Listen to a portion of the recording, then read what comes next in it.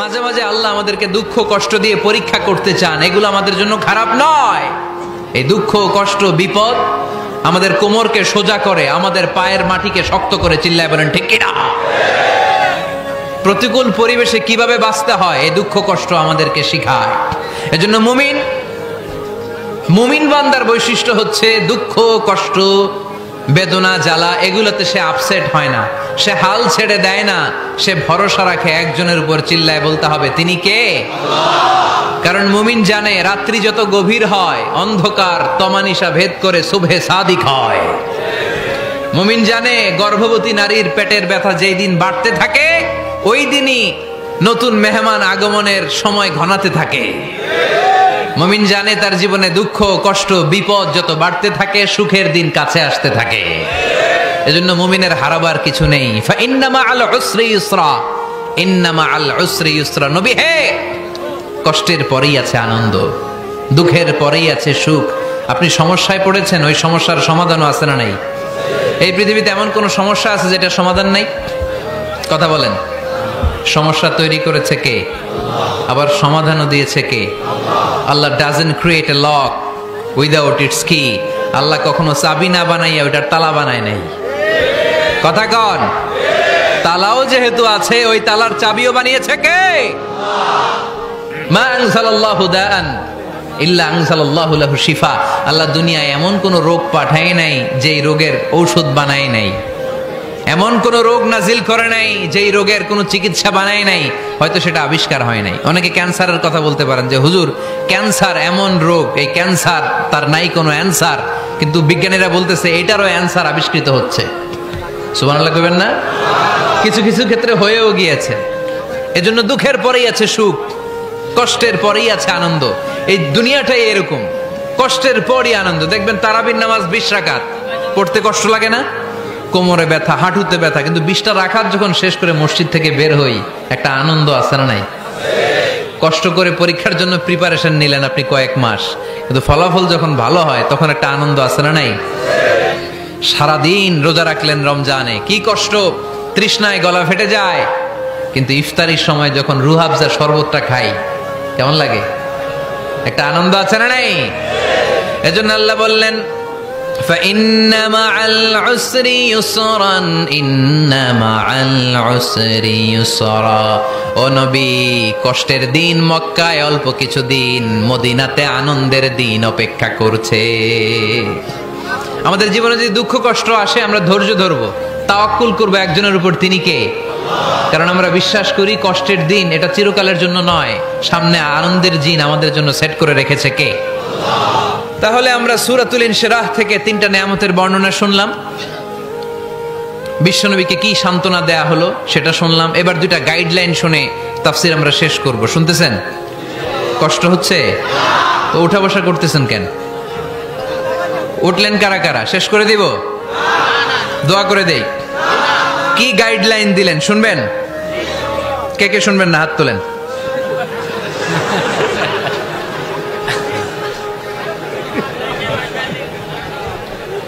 কষ্ট হইতেছে? গরম লাগতেছে না? আমিও ঘামতেছি আপনাদের সাথে সাথে। অনেক গ্যাদারিং হয়ে গেছে। আসেন আল্লাহর নামে 3টা তাকবীর দেই, তারপর কোন 2টা গাইডলাইন তিনি বিশ্বনবীকে দিলেন ওই নির্দেশনা বাণীটুকু শুনে আজকে আমরা বিদায় নেব। আওয়াজ করে পড়তে হবে লিল্লাহে তাকবীর, লিল্লাহে তাকবীর, লিল্লাহে তাকবীর। গাইডলাইন নাম্বার 1, ফাইদা ফারাগতা ফানসাব। নবী আপনি যখন অবসর হন আপনি ইবাদতে মশগুল হন। ফানসাব ফিল ইবাদা, তাফসীর ইবনে কাসিরে এসেছে আপনি ইবাদতে মশগুল হন যখন আপনি অবসর পান। অবসর আল্লাহর দেয়া বড় নেয়ামত, এটা বিশ্বাস করেন? অবসর কিন্তু নেয়ামত। আমরা অনেকেই অবসর সময়কে কাজে লাগাই না, কিন্তু অবসর চলে যাওয়ার পরে যখন ব্যস্ত হয়ে পড়ি তখন বলি হায় রে অবসরটা যদি কাজে লাগাইতাম। পরীক্ষার পরে 3 মাস ছুটি ছিল, এই 3 মাস অবসরে যদি পড়তাম তাইলে তো আজকে ভার্সিটিতে চান্স পেয়ে যেতাম, ঠিক কি না? এজন্য বিশ্বনবীর আল্লাহ বললেন নবী فَإِذَا فَرَغْتَ فَانصَبْ وَإِلَى رَبِّكَ فَارْغَب।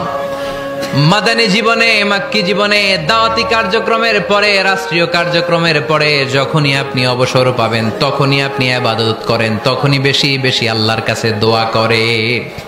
দোয়াটা খুব শক্তিশালী, কিন্তু আমরা অনেকে জানি না কি করে দোয়া করতে হয়। সিনসিয়ার দোয়া ইজ লাইক এ মিসাইল। আপনারা প্রায় পত্রিকায় শুনবেন আমেরিকা অমুক দেশে মিসাইল হামলা করেছে, শুনছেন? মিসাইল হামলা এমন হামলা, কত সেন্টিমিটার বেগে যে কোন জায়গায় অ্যাটাক করবে, যেখানে মারার কথা ওখানে পড়বে। ঠিক দোয়াটা হচ্ছে মিসাইলের মতো। আপনি যদি দোয়ার মতো দোয়া করতে জানেন, ওই দোয়াটাও জায়গা মতো যে ভেদ করবে। চিল্লা এখন ঠিক কিনা? কিন্তু আমরা দোয়া করতে জানি না, কি করে দোয়া করতে হয় এটা জানি না। বিশ্বনবীকে আল্লাহ বললেন, নবী ফাইদা ফারাগতা ফানসাব, যখন আপনি অবসর হবেন তখন আপনি দোয়া করেন, আল্লাহর কাছে চান। বেশি বেশি চাইলে খুশি হয় কে? তার মানে প্রথম ঘোষণা হলো ফাইদা ফারাগতা ফানসাব।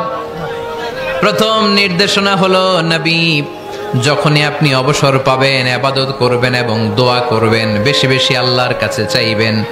2 নাম্বার দিক নির্দেশনা হলো ওয়াইলা রব্বিকা ফারগাব, সব সময় আপনি আপনার আল্লাহর দিকে মনোনিবেশ করবেন। বিপদে পড়লে ডাকবো কারে?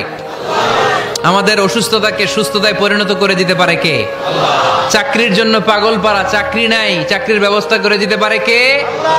বিদেশে যেতে মনে চায়, পাসপোর্ট দিয়ে রেখেছি, ভিসা নাই, ভিসা লাগাই দিতে পারে কে?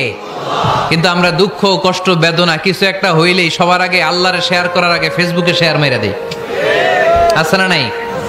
আপনাদের ফেসবুক অ্যাকাউন্ট আছে নাকি? কার কার আছে দেখি?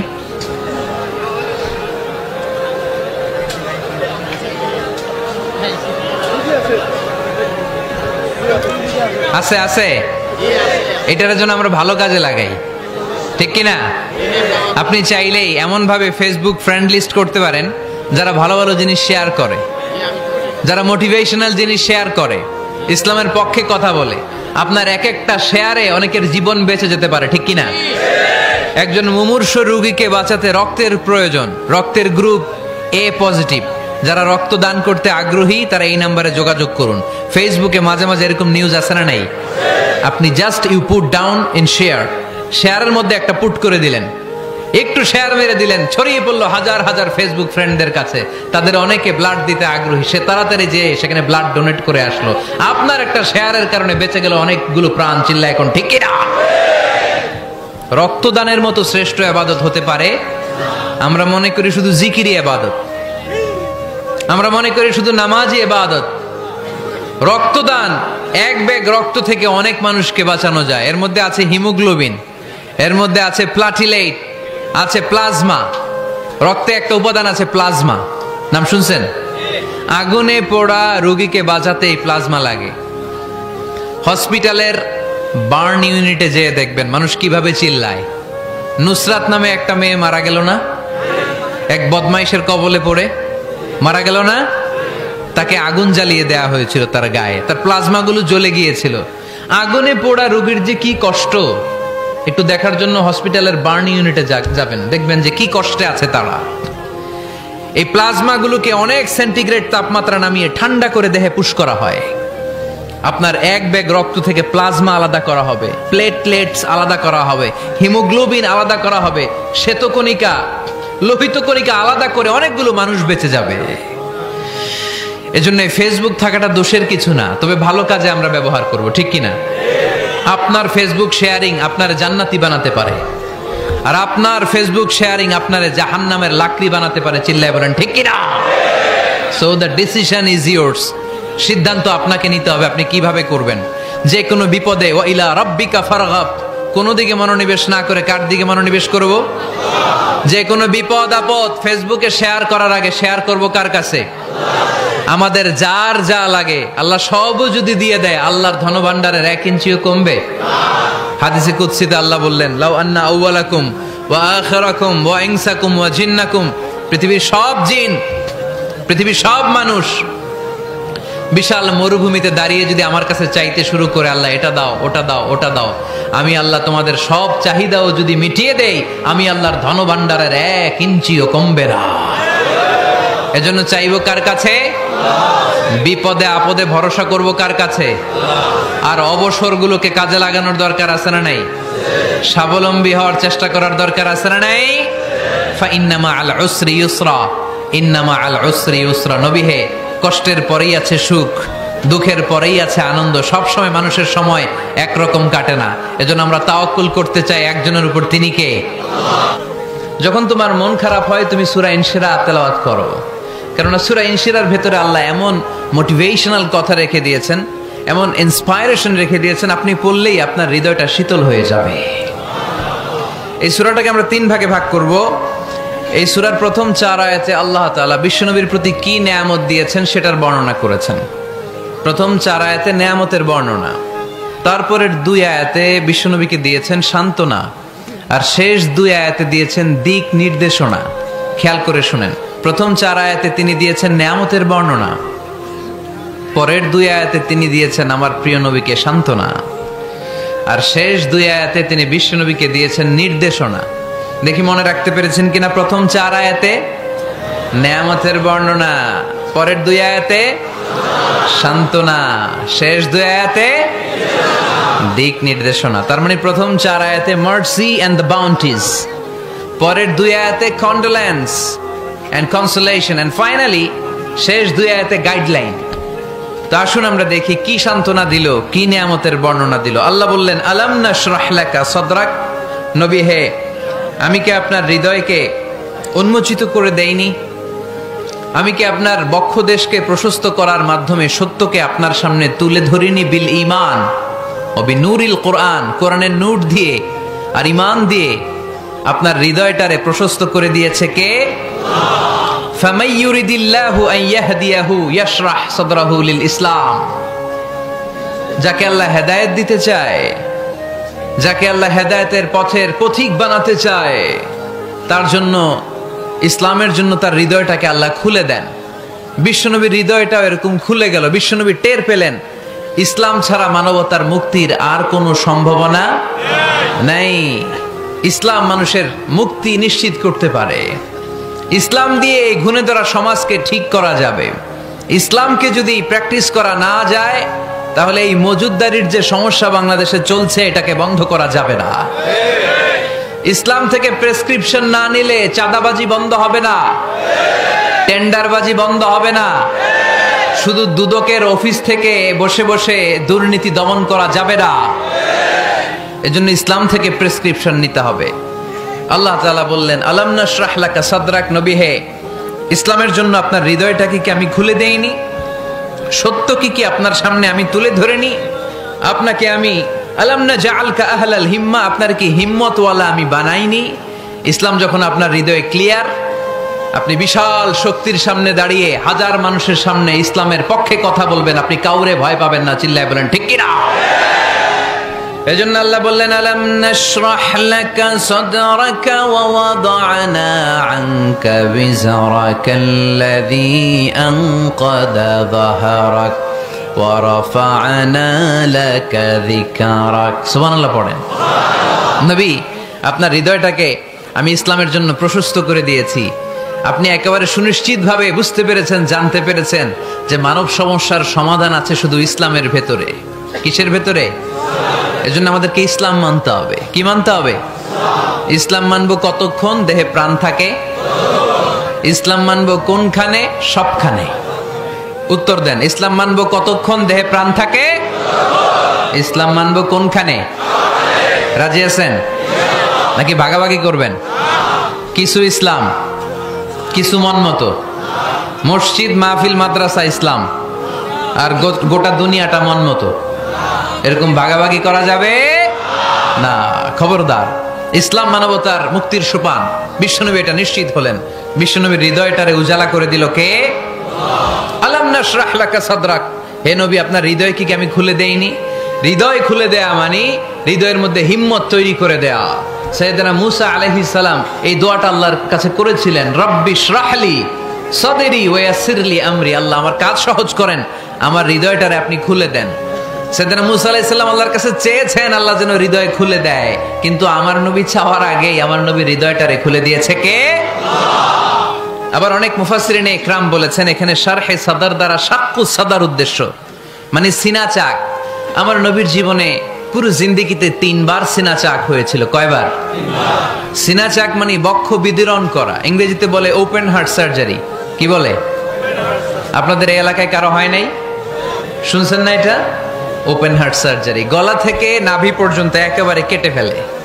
বিশ্বনবীকে এবার 3 বার এভাবে ওপেন হার্ট সার্জারি করা হয়েছে। একবার যখন বিষ্ণু ঈসা ইসলাম বনু সাদ গোত্রে ছিল তখন, দ্বিতীয়বার যখন কোরআন নাজিল হবে তার আগ দিয়ে তখন, 3 নম্বরে বিষ্ণু ঈসা ইসলামকে যখন ঊর্ধ্ব জগতের অনেক দামি দামি জিনিস দেখানো হবে ওই মেরাজ রজনীর সময়টাতে, তখন কোন সুবহানাল্লাহ। বিশ্বনবী বললেন, আমি উম্মে হানির ঘরে শুয়েছিলাম, আমাকে ছাদ 2 ভাগ করে ছাদের উপর দিয়ে নিয়ে হাতিমে কাবাতে শুইয়ে দেয়া হলো, গলা থেকে নাভি পর্যন্ত ছিঁড়ে ফেলা হলো, আমার হৃদয়টাকে বের করে জমজমের পানি দিয়ে ক্লিন করা হলো, আমার হৃদয়ে জ্ঞান, আমার হৃদয়ে ঈমান আর প্রজ্ঞা দিয়ে পরিপূর্ণ করা হলো। অনেক মুফাসসিরিন ইকরাম বলেছেন, আলাম নাশরাহ লাকা সাদরাক মানে হচ্ছে, হে নবী আমি কি আপনার বক্ষ বিদীর্ণ করি নাই? কেউ কেউ বলেছেন এটা দ্বারা উদ্দেশ্য হচ্ছে বিশ্বনবীর বক্ষ বিদীর্ণ করার মধ্য দিয়ে বিশ্বনবীকে আল্লাহ তাআলা ব্রড মাইন্ডেড বানিয়েছেন। সুবহানাল্লাহ পড়েন। বিশ্বনবী কি ন্যারো মাইন্ডেড ছিলেন? কি ছিলেন? জোরে বলেন, আরো জোরে। ব্রড মাইন্ডেড, উদার, আকাশের মতো বিশাল, সাগরের মতো বিশাল, পাহাড়ের মতো সুউচ্চ ছিল বিশ্বনবীর হৃদয়, ঠিক কিনা? শুধু মুমিনদের জন্যই বিশ্বনবীর হৃদয়ে মায়া ছিল না, কাফেরদের জন্য মায়া ছিল। সুবহানাল্লাহ পড়েন। রাহমাতাল লিল আলামিন, আমার নবী কি ছিল? সবাই বলেন, ওমা আরসালনাকা ইল্লা রাহমাতাল লিল আলামিন। I have sent you as a mercy for the entire universe. নবী হে, আমি আপনাকে গোটা বিশ্বের সবার জন্য রহমত করে প্রেরণ করেছি। রাহমাতাল লিল আলামিন, আল্লাহ এখানে চাইলে বলতে পারতেন রাহমাতাল লিল মুসলিমিন, নবী আপনি শুধু মুসলিমদের জন্য রহমত, এটা বলছে? নবী আপনি শুধু মুত্তাকিদের জন্য রহমত, বলছে? চাইলে বলতে পারতেন নবী আপনি শুধু রাহমাতাল লিল মুসাল্লিন, যারা মসজিদে যায় মুসল্লি নামাজ পড়ে তাদের জন্য রহমত, বলেছে? কি বলছে? রাহমাতাল লিল আলামিন, I have sent you as a mercy for the entire universe, গোটা বিশ্বের জন্য আপনি রহমত। সুবহানাল্লাহ পড়েন। সবার জন্য রহমত, সবার জন্য হৃদয় দিল দরিয়া। এজন্য তিনি ছিলেন ব্রড মাইন্ডেড, কখনো মানুষের ক্ষতি করতে চাইতেন না। এমনকি যুদ্ধের ময়দানে যেখানে আপনি প্রতিপক্ষকে আঘাত করবেন সেখানেও বিশ্বনবী ক্ষয়ক্ষতিকে মিনিমাইজ করার ট্রাই করতেন। তিনি যখন খায়বার দুর্গে আক্রমণ করবেন তার মিলিটারিকে, বিষ্ণু ঈসা ইসলাম মিলিটারিকে 5 ভাগে ভাগ করতেন। 5 ভাগে ভাগ করতেন। কি কমান্ডার ছিলেন তিনি! এক ভাগের নাম মুকদ্দমাতুল জাইশ, ফ্রন্ট উইং।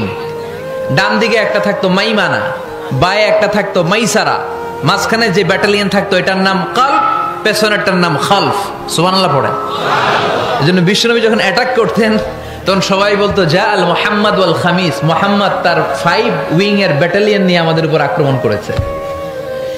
যুদ্ধের ময়দানে তিনি ঘোষণা দিতেন, খবরদার, এই যে ইহুদিদের উপর আক্রমণ করবা, যুদ্ধ করবা, কোন নারীদের গায়ে হাত তোলো না, শিশুর গায়ে হাত তোলো না, বৃদ্ধ বৃদ্ধার গায়ে হাত তোলো না, খ্রিস্টান পাদ্রী বাবা যারা আছে, ফাদার অফ খ্রিস্টিয়ান, পাদ্রীদের গায়ে হাত তোলো না। যুদ্ধ করতে যে গবাদি পশু মেরো না, গাছপালাগুলো ভেঙো না। সুবহানাল্লাহ কইতে মনে চায় না? গেছে যুদ্ধ করতে, গেছে কি, কিন্তু ক্ষয়ক্ষতি মিনিমাইজ করার জন্য কি চেষ্টা করতেন! কি রহমতের নবী! সবাইকে সম্মান করতেন, সবাইকে মানুষ হিসেবে দেখতেন। আমরা ভাগ করে ফেলি, আমরা দেখা মাত্রই যদি দেখি মাথায় টুপি আর দাড়ি, তখনই ভাবা শুরু করি এটা কার মুরিদ? কি সরসিনার মুরিদ, না চরমনায়ের মুরিদ, না আটরশির মুরিদ, না অমুক জায়গার মুরিদ। অথবা আমরা বলতে শুরু করি কি জামাত করে, না খেলাফত মজলিস করে, না ইসলামী আন্দোলন করে, না তাবলীগ করে। ভাগাভাগি আছে না নাই? কিন্তু আমরা তাকে মানুষ হিসেবে দেখি না। আগে দেখতে হবে মানুষ। আপনার চোখ দিয়ে যা দেখবেন এগুলো মানুষ, এগুলো সবাই মানুষ। বিশ্বনবী মানুষ হিসেবে সবাইকে ট্রিট করতেন। সাহাবাদেরকে নিয়ে বিশ্বনবী বসে আছেন, একটা লাশ নিয়ে যাওয়া হচ্ছে, লাশ দেখে বিশ্বনবী দাঁড়িয়ে গেলেন। সাহাবারা বললেন, ইয়া রাসূলুল্লাহ আপনি দাঁড়ালেন যে? ইন্নাহু ইয়াহুদি, এটা ইহুদির লাশ। ইন্নাহু ইয়াহুদি, এটা তো ইহুদির লাশ, বসেন। দাঁড়াইলেন যে? বিশ্বনবী বললেন আওয়ালাইসাত নাফসান, এটা কি মানুষ না? সুবহানাল্লাহ পড়বেন না? আওয়ালাইসাত নাফসান, হোক না ইহুদি, হোক না খ্রিস্টান, হোক না আস্তিক আর নাস্তিক, এটা কি মানুষ নয়? সে মানুষ। সবার উপরে মানুষ সত্য, তাহার উপরে নাই। মাখলুকাতের মধ্যে সবচাইতে বেশি শ্রেষ্ঠতম হচ্ছে মানুষ। বিশ্বনবী সবাইকে মানুষ হিসেবে ট্রিট করতেন। এজন্য বিশ্বনবী হচ্ছেন সবচেয়ে বেশি ব্রড মাইন্ডেড, মানে খোলা মনের, বড় মনের, দিল দরিয়া, ন্যারো মাইন্ডেড ছিলেন না। আমরা ন্যারো মাইন্ডেড, আমরা অল্পতে ঝগড়া বাঁধিয়ে দেই, আমরা অল্পতে অন্যকে গালমন্দ করি, আমরা অল্পতে ভাগাভাগি করি। ভাগাভাগি করবেন না, সহজ করে ইসলামকে উপস্থাপন করুন। আর দিন ও ইউসরুন লা উসরা ফি। আমার প্রিয় ফরিদপুরের ভাইয়েরা, দিন সহজ, এটার মধ্যে কাঠিন্যতা নাই। আমরা এটারে কঠিন বানাইছি। আমি প্রায় বিভিন্ন মাহফিলে বলি যে আল্লাহ ছাড় দেয় কিন্তু মাওলানা ছাড় দেয় না। আছে না নাই? আল্লাহ ঠিকই ছেড়ে দিয়েছে, মৌলবী ছাড় দেয় না। বিশ্বনবী সাহাবাদেরকে নিয়ে বসা, এক বেদুইন এসে মসজিদের ভিতরে উট ঢুকায় দিছে, মসজিদে নববীতে, আর মসজিদের মাঝখানে বসে পেশাব করা শুরু করে দিচ্ছে। আপনাদের এখানে ফরিদপুরের সবচেয়ে বড় মসজিদ কোনটা? কি নাম? এই কেন্দ্রীয় জামে মসজিদের ভিতরে যদি এক হিন্দু ঢুকে পেশাব শুরু করে, কি করবেন? হ্যাঁ, ওই কয় কোবাইলাম, তো আবেগে ওরে পিটানো শুরু করবে সবাই। সাহাবারাও তাই শুরু করলেন, মারতে উদ্ধত হলেন। বিশ্বনবী বললেন এই রাখো রাখো, ওরে পেশাব করতে দাও, পেশাব করতে দাও। এর কারণ কেউ যখন ইউরিন পাস করে, স্টুল পাস করে, তখন এটা তাকে ধীরে সুস্থে করতে দিতে হয়। এজন্য টয়লেটে কেউ ঢুকলে জোরে বাড়ি দিবেন না, চাইলে খবর আছে, কাশি দিবেন, যে একটু কাশি দিবেন এরকম, হ্যাঁ, তো এরকম কাশি দিবেন। অথবা পায়চারি করবেন, যদি পায়চারি করেন তাহলে সে বুঝবে সামওয়ান ইজ ওয়েটিং আউটসাইড, সামনে একজন ওয়েটিং করতেছে বাইরে, আমাকে বেরোতে হবে। কিন্তু আপনি যদি ওরা ডাক দেন কুদ্দুস রে, কুদ্দুস কইবা আমি নাই, কারণ এটা ভয়ঙ্কর একটা বিষয়। আপনি যখন ইউরিন পাস করছেন খুব স্মুথলি করতে হয়, তখন ডাক দিলে পেশাব আটকায় গেলে আপনার ভয়ঙ্কর রোগ হতে পারে। কি ফিলোসোফার ছিলেন, কি বড় ডাক্তার ছিলেন বিশ্বনবী মুহাম্মদ সাল্লাল্লাহু আলাইহি ওয়াসাল্লাম। বিশ্বনবী বলেন ওরে ডেকো না, কাজ সারতে দাও। ইচ্ছা মতো বেটা পেশাব করার পরে বিশ্বনবী গেলেন, যে বললেন তুমি যে পেশাব করেছো তুমি কি জানো এই জায়গাটা কি? বেদুইন বলে না, আমি তো জানি না এই জায়গাটা কি। বিশ্বনবী বললেন এটা আমাদের ইবাদতগাহ, এটা আমাদের কি? ইবাদতগাহ। এখানে ঢুকে আমরা আমাদের রবরে ডাকি, আল্লাহরে ডাকি, আমরা নামাজ পড়ি, জিকির করি, তাসবিহ পড়ি, এটা আমাদের ইবাদতগাহ। কাজটা